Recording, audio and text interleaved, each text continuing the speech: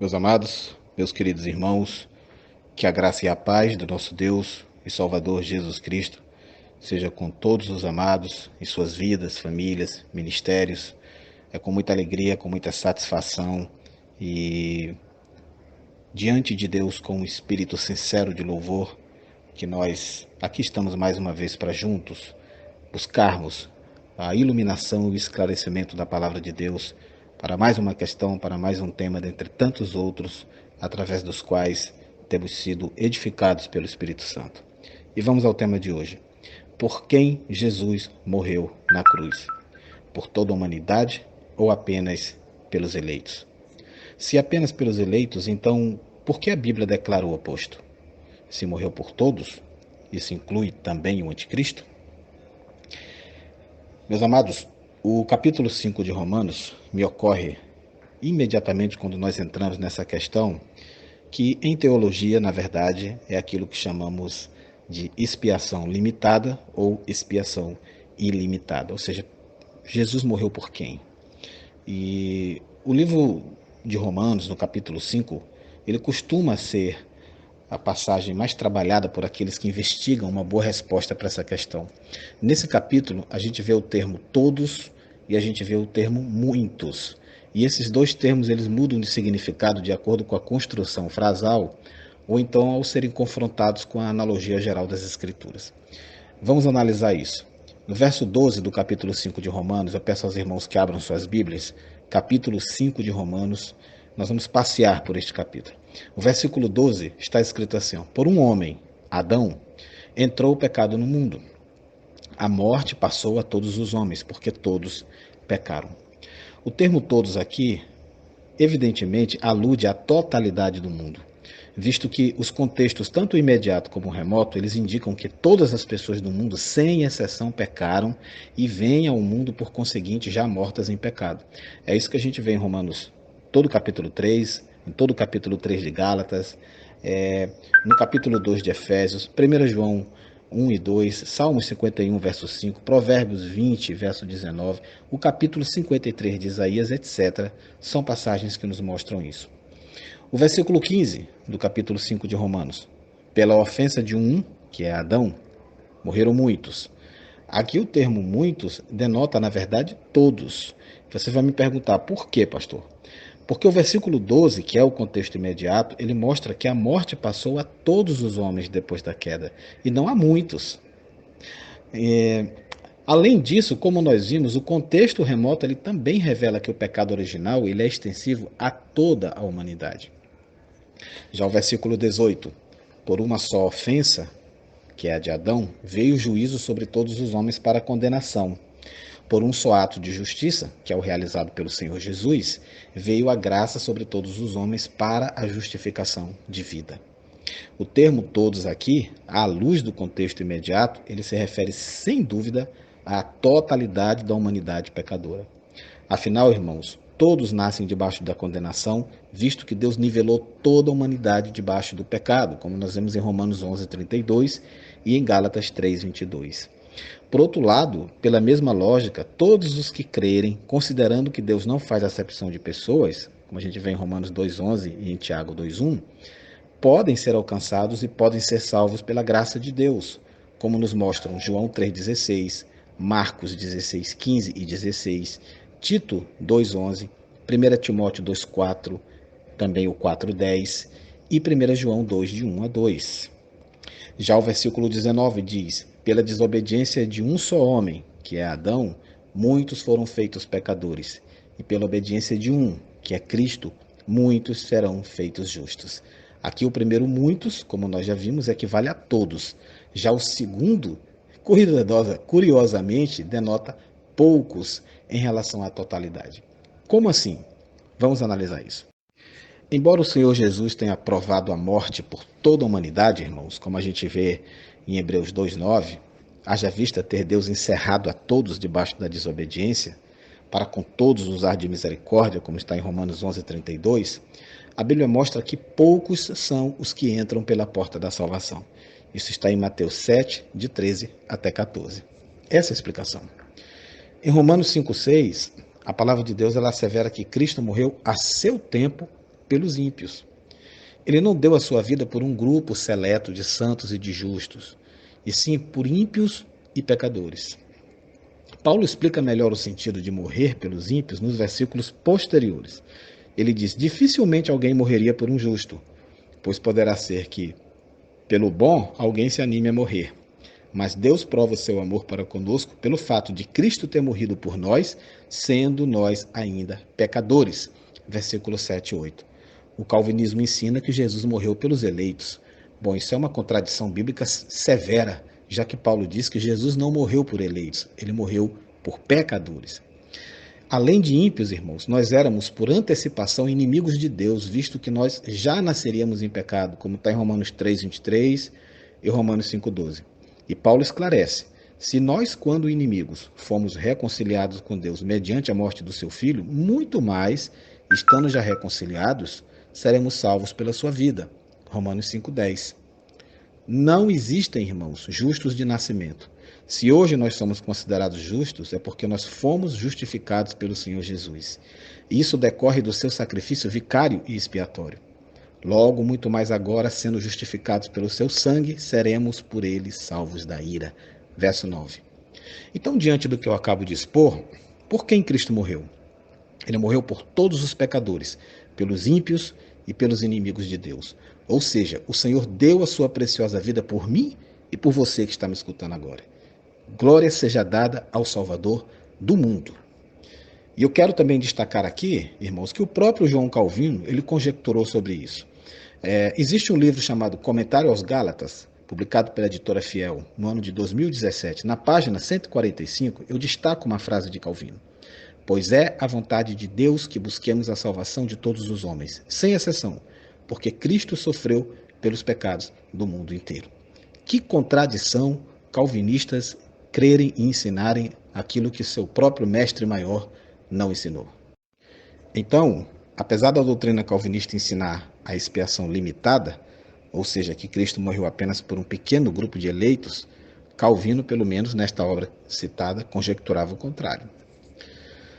A Escritura, meus amados, ela contradiz a ideia da expiação limitada. Isso em João 3,16, Romanos 14,15, 2 Coríntios 5,18, 19, Colossenses 1, 19 e 20, 1 Timóteo 2, 5 e 6, 1 João 2, 2. Vejam, os amados, que nós temos uma riqueza de passagens e de contextos bíblicos que denotam isso. Os irmãos todos conhecem João 3, 16 e 17. Deus amou o mundo de tal maneira que deu seu Filho unigênito.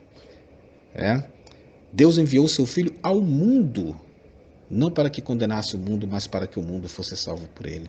Então, tipicamente, os nossos irmãos calvinistas respondem que nesses versículos, mundo faz referência a todos os tipos de pessoas e não a todos.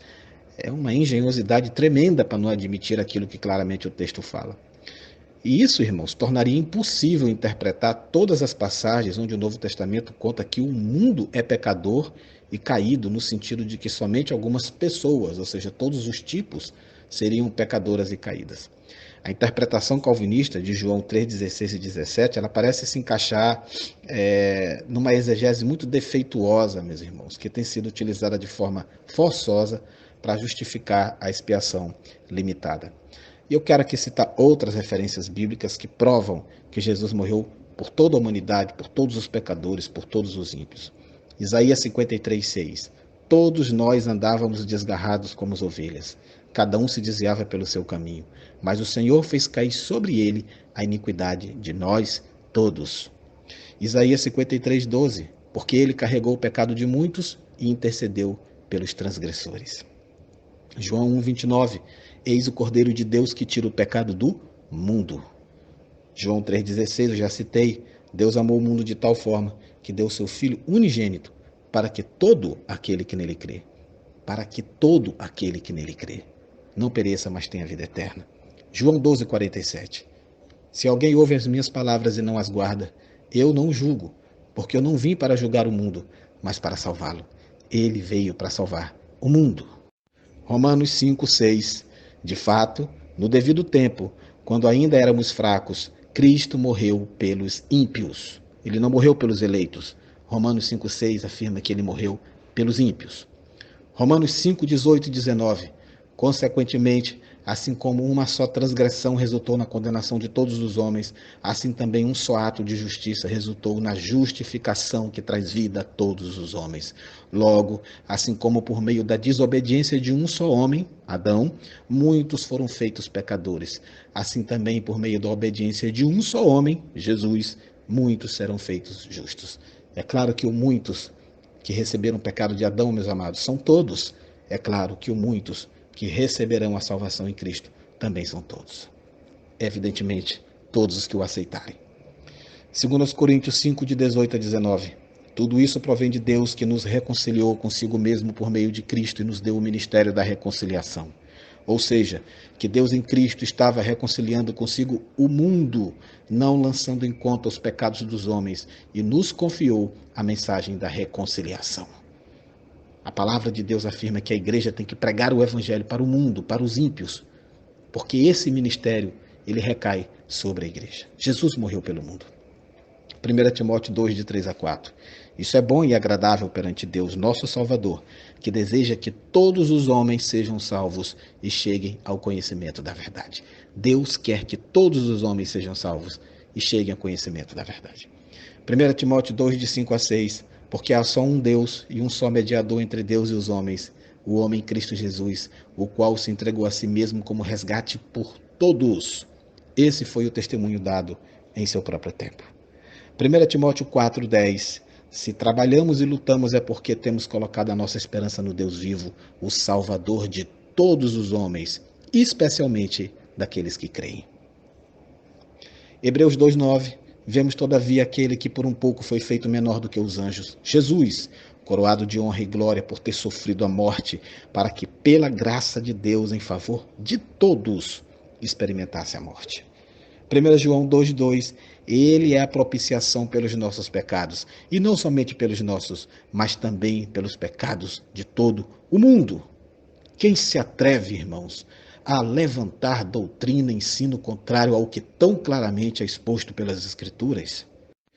Meus amados, se Deus é amor, como está em 1 João 4,7, mas pretendeu que a morte expiatória de Cristo fosse a propiciação somente para algumas poucas pessoas, de forma que somente elas têm alguma chance de serem salvas, então o amor não tem nenhum significado inteligível quando ele se refere a Deus. Todos os cristãos concordam que Deus é amor, mas os crentes na expiação limitada devem interpretar o amor de Deus como de alguma forma compatível com Deus incondicionalmente selecionando algumas pessoas para o tormento eterno no inferno, quando ele poderia salvá-las. Porque a eleição para a salvação, e assim a própria salvação, é incondicional. Não há analogia na existência humana para esse tipo de comportamento que é considerado como amoroso pelos nossos irmãos que defendem tal absurdo. Nós nunca consideraríamos como amoroso, irmãos, alguém que, por exemplo, podendo resgatar pessoas se afogando, se recusa a fazê-lo e resgata somente algumas. Consideraríamos tal pessoa má, mesmo se as pessoas resgatadas apreciassem o que a pessoa fez por elas. Nossos amados irmãos calvinistas tipicamente lidam com isso de duas maneiras. Alguns dizem que o amor de Deus é diferente do nosso amor. Bela saída. Mas se ele é tão diferente, ele é ininteligível. Se o amor de Deus não tem semelhança com algo que chamaríamos de amor, se ele se assemelha mais ao ódio do que ao amor, então ele perde todo o seu significado. Então, quando uma pessoa diz que Deus é amor, ela poderia também estar usando uma palavra sem sentido, meus irmãos, qualquer que seja ela. Também, onde Deus melhor demonstrou o seu amor do que em Jesus Cristo? Mas o amor de Jesus Cristo pelas pessoas é arbitrário e é odioso para algumas?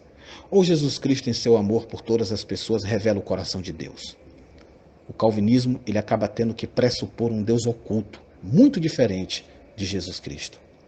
A outra maneira dos nossos irmãos calvinistas lidarem com o amor de Deus e tentar reconciliá-lo com a expiação limitada e a dupla predestinação, porque as duas realmente são inseparáveis, é dizer que Deus ama todas as pessoas de alguma forma, mas somente algumas, que são os eleitos, ele ama de todas as formas. Um outro absurdo, muito facilmente contestado, muito facilmente confrontado pela lógica e pelas escrituras. Não gosto de citar nomes, mas me permitam, os amados, a título de exceção aqui, mencionar John Piper, por exemplo, que é um verdadeiro ídolo calvinista de nossos dias. ele exalta o amor de Deus por todos, até mesmo pelo não eleito. Ele diz que Deus concede bênçãos temporais sobre os não eleitos, isto é, conforme eles se movem em direção ao seu tormento eterno predestinado no inferno. Eu me lembro de John Wesley respondendo a uma alegação similar a essa dos calvinistas da sua época, ironizou dizendo que esse tipo de amor pregado pelos calvinistas faz o sangue gelar nas veias. Uma outra resposta, irmãos, é que isso simplesmente significa que Deus dá aos não eleitos um pouco do céu para poder levar com eles em sua jornada ao inferno. Que tipo de amor é esse? Que dá bênçãos temporais e felicidade às pessoas escolhidas por Deus para o sofrimento eterno ao inferno? Afinal, se o calvinismo está correto, não há nada impedindo Deus de escolher todas as pessoas para o céu, exceto, alguns dizem, a sua própria glória. Alguns calvinistas dizem que Deus deve manifestar todos os seus atributos e um atributo é a justiça, que torna o inferno necessário. Mais uma vez, no entanto, isso não funciona, porque a cruz foi uma manifestação suficiente da justiça de Deus. A expiação limitada, meus amados, torna o evangelismo indiscriminado impossível. Um crente na expiação limitada nunca pode dizer a algum estranho ou a um grupo aleatório: Deus ama vocês, Cristo morreu pelos seus pecados e pelos meus, vocês podem ser salvos. Todavia, esta é a própria força vital do evangelismo: contar as boas novas a todos e convidá-los a virem a Jesus Cristo em arrependimento e fé. Muitos irmãos calvinistas são inclinados ao evangelismo, eu reconheço, e às missões também. Mas em seu evangelismo e missões, eles não podem dizer a todos no alcance de suas vozes que Deus os ama, que Jesus morreu por eles e que Ele quer que eles sejam salvos. Eles podem proclamar o evangelho como eles interpretam, é claro, mas não podem requerer fé, prometendo-lhes salvação através de Cristo a todos que eles encontram ou a quem eles pregam. A expiação limitada, irmãos, esta pregação inaceitável de que Jesus morreu pelos eleitos, quando a Bíblia diz que Jesus morreu pelos ímpios e pecadores, por todos os homens, esta pregação é o calcanhar de Aquiles do calvinismo. Sem ela, os outros pontos da chamada tulipe despencam. Por isso, há quase 30 anos eu venho pregando e hoje eu insisto em fazê-lo mais uma vez. Se Deus é verdadeiramente amor, então Cristo morreu por todos, para que todos possam ser salvos. Que o Senhor nos abençoe e que você que me escuta nesse presente momento não se sinta em conflito diante de questões como essa. Entregue-se a Cristo Jesus. Você será um eleito a partir do momento que Jesus fizer parte da sua vida. Que a graça e a paz seja sobre todos nós. Amém.